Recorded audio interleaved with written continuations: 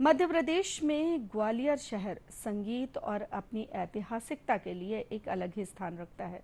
ऐतिहासिकता के साथ साथ मध्य प्रदेश में ग्वालियर संसदीय सीट का अपना राजनीतिक महत्व भी है। कभी मध्य भारत की राजधानी रहा ग्वालियर आज भी राष्ट्रीय और राज्य की राजनीति में महत्वपूर्ण स्थान रखता है। आइए देखते हैं ग्वालियर संसदीय क्षेत्र को लेकर ये खास रिपोर्ट। ग्वालियर को राजनीति विरासत से ही मिली है।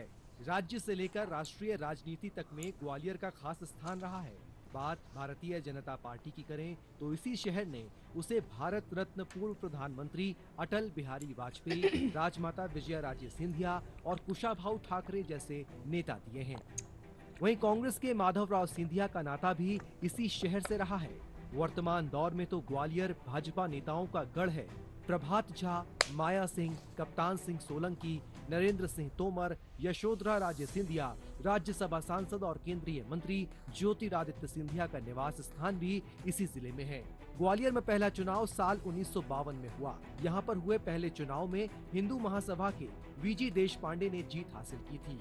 यदि आंकड़ों पर गौर करें तो इस सीट पर 4 बार बीजेपी को जीत मिली, 2 बार जनसंघ को तो 8 बार कांग्रेस को जीत मिली है। हालांकि इस सीट पर हाल के चुनाव में कांग्रेस की पकड़ कमजोर हुई है। पिछले 4 लोकसभा चुनावों से यहां पर बीजेपी को जीत मिलती आ रही है।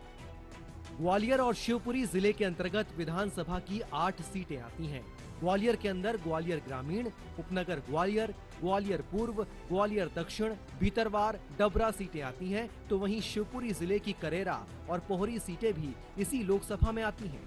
पिछले विधानसभा चुनाव में यहां की 8 विधानसभा सीटों में से 4 पर कांग्रेस और 4 पर बीजेपी को जीत हासिल हुई।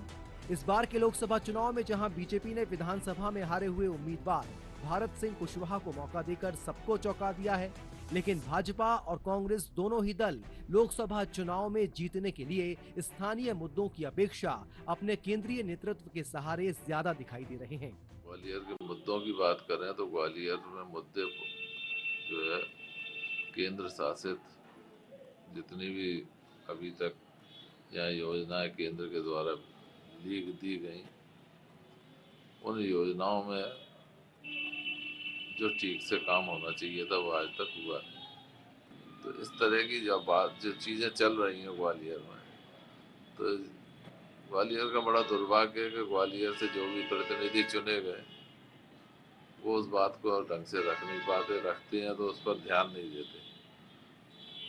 और जब तक अपन किसी भी काम को ध्यान नहीं दें तो वो निश्चित रूप से उसमें कहीं ना कहीं कमी रह जाती है। ये कांग्रेस की सदैव सोच रही है, उसी की बात राहुल गांधी कर रहे हैं। जो संविधान बना अपना, अपने भारत का संविधान है, उसमें भी ये सारी व्यवस्थाएं दी, लेकिन फिर भी कुछ लोग वंचित रह गए। उसमें कहीं ना कहीं ये लगता है कि सामान्य वर्ग में भी कई लोग जो है जो आर्थिक रूप से काफ़ी कमज़ोर हैं, उनको भी आगे लाने की ज़रूरत है। चुनाव तो निश्चित रूप से सभी वर्गों के साथ लड़के लड़ा जाता है चुनाव, और सारे वर्गों की जब बात कर रहे हैं वो, तो सारे वर्ग साथ आएंगे कांग्रेस के, ऐसा हमारा मानना है। मोदी जी की इस बात की गारंटी है कि पूरे देश में कोई विकास में कमी नहीं आने दी जाएगी। हर समाज, हर वर्ग, हर क्षेत्र के लिए जो भी वो निर्णय ले सकते हैं मोदी जी ले रहे हैं।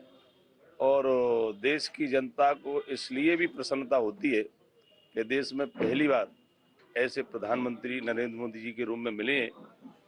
इन्होंने हमारे देश की ताकत बढ़ाने का काम किया है।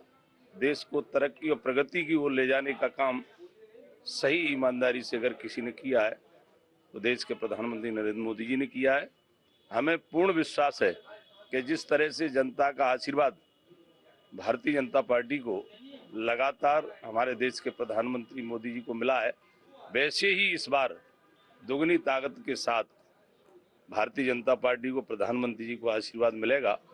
और इस बार हमें पूर्ण भरोसा है कि 400 से अधिक सीटें हमारा एनडीए और भारतीय जनता पार्टी जीतेगी।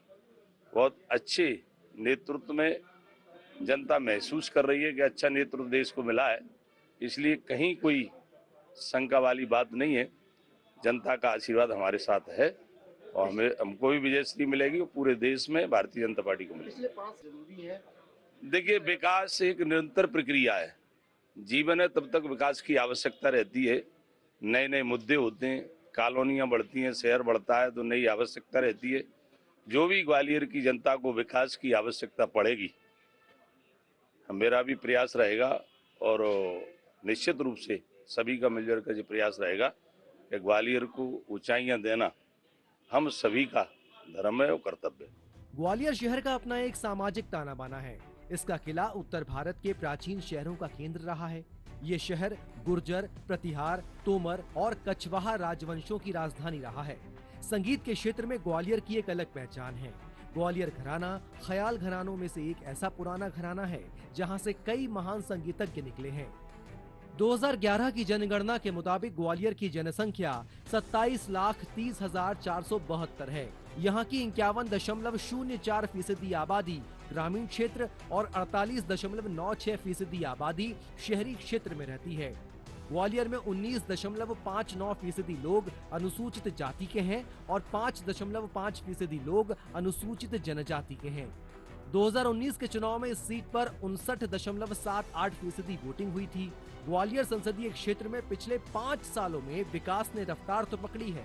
स्मार्ट सिटी सहित कई केंद्रीय योजनाओं में शामिल होने से कई बड़ी परियोजनाएं क्रियान्वित होने से सड़क, पानी, बिजली जैसी बुनियादी समस्याएं खत्म हुई हैं, लेकिन फिर भी अभी इस क्षेत्र को विकास की और दरकार है।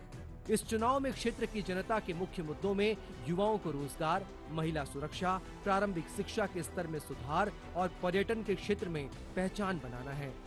इस बार के लोकसभा चुनाव में जहां प्रशासन की विभिन्न स्वीप गतिविधियों के माध्यम से मतदान प्रतिशत बढ़ाने की कोशिश रहेगी, तो वहीं राजनीतिज्ञ दलों द्वारा ग्वालियर चंबल की इस महत्वपूर्ण सीट ग्वालियर को जीतने के लिए रणनीति और प्रचार प्रसार की शुरुआत भी कर दी गई है। पहली बार इस लोकसभा चुनाव में मैं अपना वोट देने जा रही हूँ। जैसा कि हम देखते हैं ग्वालियर में पिछले 5 सालों में विकास पे बहुत काम किया है। ग्वालियर में सड़कों वगैरह पे, साफ सफाई के में ग्वालियर बहुत अच्छा जा रहा है। एजुकेशन के क्षेत्र में भी ग्वालियर में काफ़ी हद तक विकास हुआ है। लेकिन फिर भी जैसा कि अभी एज स्टूडेंट मेरी एक्सपेक्टेशन है कि ग्वालियर में रोजगार को लेकर सरकार हमारी और ध्यान देनी चाहिए। हमें हेल्थ में और सुविधाएं मिलनी चाहिए। यही मेरी एज स्टूडेंट मेरी एक्सपेक्टेशन है आने वाली सरकार से। लोकसभा का चुनाव तो केंद्रीय मुद्दों पर लड़ा जाता है। देखा जाए तो मोदी शासन द्वारा जो स्मार्ट सिटी के जो प्रोजेक्ट चलाए जा रहे थे, वो एक सराहनीय पहल थी और ग्वालियर को उस 100 सिटियों में मौका मिला आने का, और उसके तहत ग्वालियर में काम भी हो रहा है और वो लोगों को दिख रहा है। मगर आज भी कुछ क्षेत्र ऐसे हैं जिसमें काम करने की आवश्यकता है, जैसे शिक्षा हो गया अपना और स्वास्थ्य हो गया। कारण ये बेसिक मुद्दे ऐसे हैं कि हर घर तक पहुंचने ज़रूरी है। शिक्षा का स्तर और अच्छा होना चाहिए और मेडिकल हेल्थ की सुविधा भी बहुत अच्छी होनी चाहिए।